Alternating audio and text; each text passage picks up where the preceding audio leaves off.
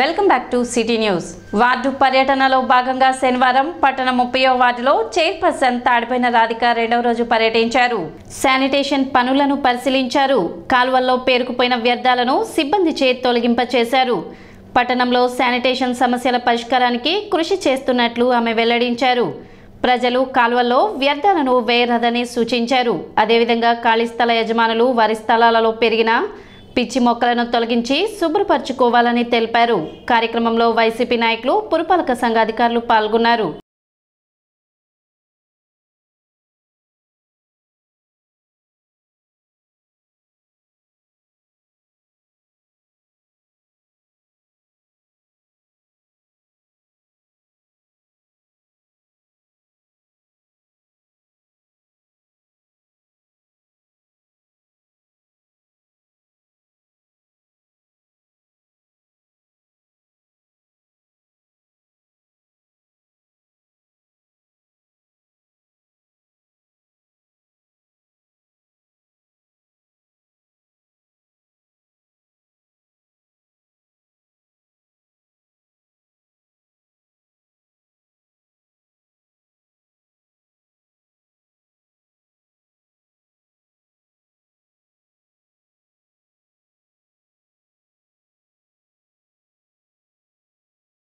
Ward రెండో రోజు పర్యటించడం జరుగుతుంది.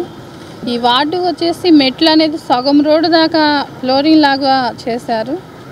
అందువల్ల స్కిల్ట్ బాగా పేరుకుపోయి వాటర్ అనేది నడవక లేకుండా ఆగిపోవడం జరిగింది. వాటిల్లోనే దోమలు ఉత్పత్తి అయ్యి ప్రజలకి అనారోగ్యం పాలవుతున్నారని మేము స్కిల్ట్ ప్రోగ్రాం ఎమ్మెల్యే గారి ఆదేశాల మేరకు మేము ఈ సిల్క్ ప్రోగ్రాం ఏర్పాటు చేయడం జరిగింది.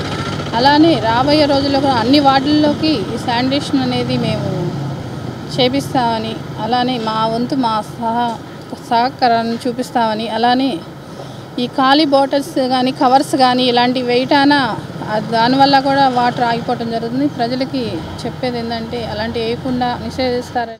నేను ఈ 30వ వార్డు కౌన్సిలర్ని. నా పేరు జైపాలు.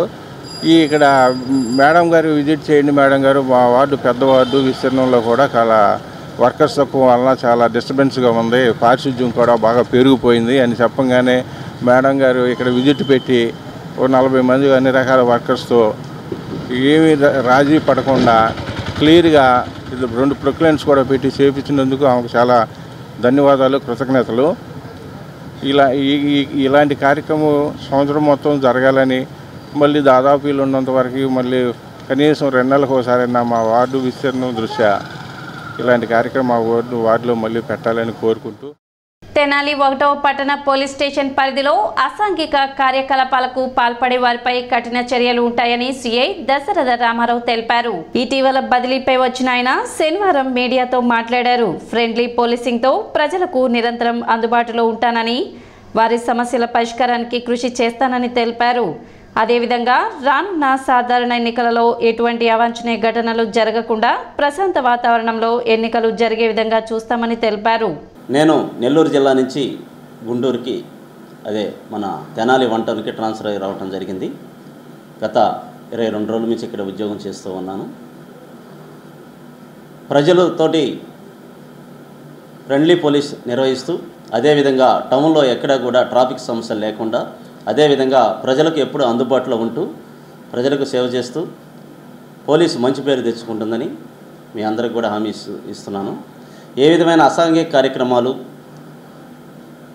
మీ దృష్టికి వచ్చినా ప్రజలు మాకు తెలియజేయచ్చు. ఇమ్మీడియట్లీగా కంట్రోల్ చేస్తూ ప్రజలకు మంచి సేవలు, ఈవిటీజింగ్ జరగకుండా, అదేవిధంగా రౌడీయిజం ఎక్కడా కూడా వారి యొక్క ఇల్లీగల్ యాక్టివిటీస్ని కూడా ఇమ్మీడియట్గా నియంత్రిస్తూ ప్రజలకు మెరుగైన సేవలు తెనాలి పోలీసు అందించే విధంగా 1 టౌన్ పోలీసు కృషి చేస్తానని మీ అందరికి కూడా తెలియజేసుకుంటున్నాను. మనకు అప్కమింగ్ జనరల్ ఎలక్షన్స్ కూడా ఉన్నాయి కాబట్టి ప్రజలు తోటి ఎప్పుడూ కూడా అందుబాటులో ఉంటూ ఏ చిన్న ఇన్సిడెంట్ జరిగినా ఇమ్మీడియట్గా రెస్పాండ్ అయ్యి ప్రజలకు అసౌకర్యం కలగకుండా మా విధులు నిర్వర్తిస్తూ, అదేవిధంగా ట్రబుల్ మాంగర్స్, చట్ట వ్యతిరేకంగా ఎవరన్నా చేసేవారిని కూడా వారిని ఎప్పటికప్పుడు నిఘా ఉంచి వాళ్ళని నియంత్రిస్తూ పీస్ఫుల్గా 1 టౌన్ లిమిట్స్లో ఎలక్షన్ జరిగే విధంగా ఎప్పుడూ కూడా 24/7 అందుబాటులో ఉంటామని మీ ద్వారా ప్రజలకు తెలియజేసుకుంటున్నాను. అక్రమ మద్యాన్ని విక్రయిస్తున్న 3 వ్యక్తులను సెబ్ అధికారులు అరెస్ట్ చేశారు. అక్రమ మద్యం అమ్మకాలపై సమాచారం అందుకున్న ఎస్ఈబీ గుంటూరు 1 టౌన్ స్టేషన్ అధికారులు మద్యాన్ని విక్రయిస్తున్న 3 నిందితులను అదుపులోకి తీసుకున్నారు. వీరి నుండి 12,750 రూపాయల విలువైన 85 మద్యం బాటిళ్లను సీజ్ చేసినట్లు ఏఎస్పీ వెంకటేశ్వరరావు తెలిపారు. మాలిక్ బాషా వీళ్ళిద్దరూ కలిసి మద్యం షాపులకు వెళ్ళి మూడు చొప్పున కలెక్ట్ చేసుకొచ్చి అవన్నీ కూడా ఒక చోట జమ చేసి వీటిని డ్రై డేస్లో కానీ లేదంటే ఈ మద్యం ఎప్పుడైతే స్పేర్ సిటీ ఉంటుందో అప్పుడు ఒక్కొక్క బాటిల్కి 50 రూపాయలు ఎక్కువ చేసి దాన్ని అమ్మి తద్వారా వచ్చినటువంటి డబ్బుల్ని వాళ్ళు పంచుకోవడం జరుగుతూ ఉంది. దీని మీద మా యొక్క టీములు ఎవరెవరైతే పనిచేశారో వాళ్ళందరూ కూడా అభినందిస్తూ మరి మీ అందరి ముందు చెప్పేది ఏంటంటే ఈ మద్యం విలువ సుమారు 12,500 రూపాయలు ఉంటుంది.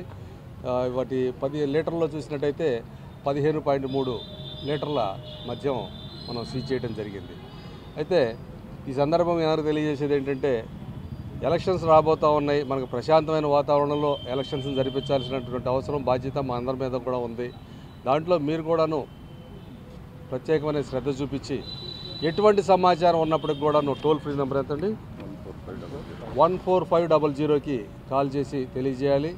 అలాగే మా నంబర్లు కూడా అధికారుల నంబర్లు కూడా అన్నీ కూడా ఓపెన్గానే ఉంటాయి. ఎక్కడ నెట్లో చూసినా కూడా దొరుకుతాయి. మాకు కూడా ఫోన్ చేసి తెలియజేసినట్టయితే మేము కూడా ఇమీడియట్గా యాక్షన్ తీసుకుంటాం. జగన్ అహంకారం దోపిడీ విధానాలకు భయపడి వైసీపీ నేతలు పక్కచూపులు చూస్తున్నారని మాజీ మంత్రి టీడీపీ నేత కన్నా లక్ష్మీనారాయణ ఆరోపించారు.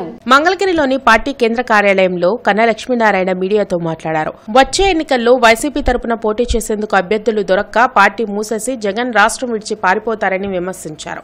అధికార పార్టీ తప్పిదాలు ప్రశ్నిస్తున్నందుకే ప్రతిపక్షాలపై అక్రమ కేసులు పెట్టి జైళ్లకు పంపి పైశాచిక ఆనందం పొందుతున్నారని కన్నా ధ్వజమెత్తారు. 2019లో నువ్వు ముఖ్యమంత్రి 151 శాసనసభ్యులు తల్లితో చెల్లితో బాబాయ్తో బయలుదేరావు, ప్రయాణం చేశావు. 24 ఎన్నికలకు వచ్చే నాటికి నీకు నీ తల్లి మిగిలిన చెల్లి మిగిలిన ఆఖరికి నీ శాసనసభ్యులు కూడా ఎవరు మిగిలిన పరిస్థితి కనపడతలేదు. లాస్ట్కి నీ పార్టీ తరపున పోటీ చేయడానికి సిద్ధపడి ముందుకు వచ్చేటువంటి వాళ్ళు లేకుండా బతిమిలాడుకొని ఒక కుటుంబంలోనే 2-3 సీట్లు ఇచ్చేటువంటి దుస్థితికి యువజన శ్రామిక రైతు కాంగ్రెస్ పార్టీ ఈరోజు రాష్ట్రంలో దిగజారింది అని అంటే దానికి పూర్తి బాధ్యత జగన్మోహన్ రెడ్డిదే. రేపు వచ్చేటువంటి ఎన్నికల్లో ప్రజలు తెలుగుదేశం జనసేన కూటమిని ఎప్పుడు ఎన్నికలు జరిగినా ఎన్నుకోవటానికి సిద్ధంగా ఉన్నారు. నీకు ముందు ఎన్నికల నాటికి పోటీ చేయలేక నువ్వు పోటీ పెట్టిన అభ్యర్థులే పారిపోయేటువంటి పరిస్థితి వస్తుంది. గుర్తుపెట్టుకో జగన్మోహన్ రెడ్డి అని చెప్పేసి నేను హెచ్చరిస్తున్నాను. రాష్ట్ర ప్రభుత్వం ప్రతిష్టాత్మకంగా నిర్వహిస్తున్న ఆడుదామాంధ్ర క్రీడా సంబరాలు గుంటూరు జిల్లాలో ఉత్సాహంగా జరుగుతున్నాయి. జిల్లా స్థాయిలో నిర్వహిస్తున్న ఈ పోటీల్లో 5 క్రీడాంశాల్లో క్రీడాకారులు పోటీ పడుతున్నారు. జిల్లా స్థాయిలో విజయం సాధించిన టీంలను విశాఖలో జరిగే రాష్ట్ర స్థాయి పోటీలకు పంపించడం జరుగుతుందని డిఎస్టీఓ వెంకటేశ్వర్లు తెలిపారు. ఈ 5 క్రీడాంశాల్లో అంటే kho kho, kabaddi, volleyball, shuttle badminton and cricket ఈ 5 క్రీడా విభాగాల్లో పురుషులు మహిళలు అన్నీ కూడా గుంటూరు జిల్లా స్థాయిలో అన్ని టీమ్స్ 5 టీమ్స్ అంటే మహిళలు 5 టీములు, పురుషులు 5 టీములు, టోటల్గా 10 టీములు క్లోజింగ్ ఈరోజు జరగబోతున్నాం. ఆ క్లోజింగ్ అయిన తర్వాత ఈ 5 టీములు మరి జిల్లా స్థాయి ముగింపు కార్యక్రమం చేసుకొని వైజాగ్లో జరగబోయేటువంటి రాష్ట్ర స్థాయి టోర్నమెంట్లో పార్టిసిపేట్ చేస్తూ ఉన్నాయి.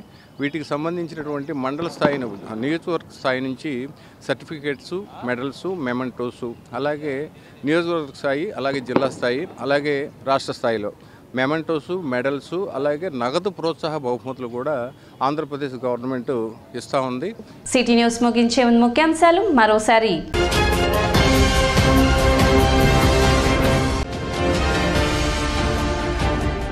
పట్టణంలో వైభవంగా కొనసాగుతున్న శ్రీ వెంకటేశ్వర స్వామి సప్తాహ మహోత్సవాలు.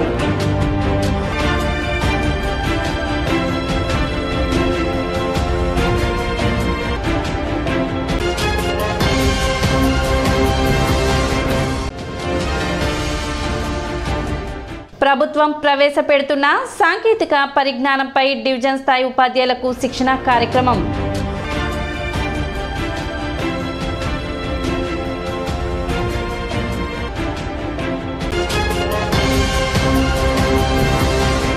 సిటీ న్యూస్ ఇంతటితో సమాప్తం. నమస్కారం.